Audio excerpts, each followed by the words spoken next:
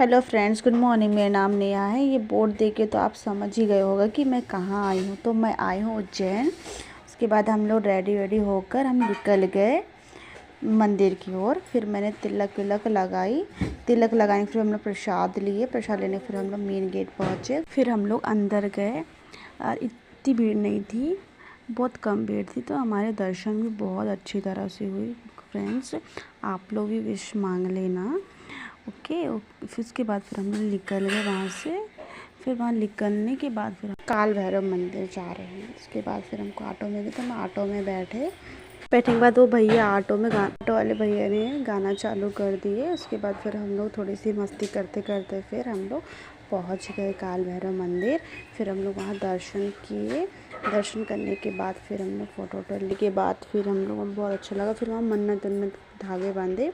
आप लोग भी गाइस मन्नत मांग लेना, आपकी विश भी पूरी हो जाएगी। उसके बाद हमने फ़ोटो वोटो लिए। उसके बाद फिर हम निकल गए रूम की ओर। फिर हम लोग वहाँ चेकआउट किए। उसके बाद फिर हम लोग ऑटो में बैठकर फिर रेलवे स्टेशन पहुँच गए।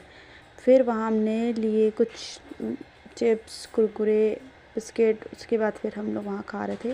तो देखो कैसा भुक्कड़ की तरह हम लोग टूट पड़े थे, क्योंकि हमको इतनी भूख लगी थी। उसके बाद फिर हमने खाए। उसके बाद फिर हमारी ट्रेन आ गई।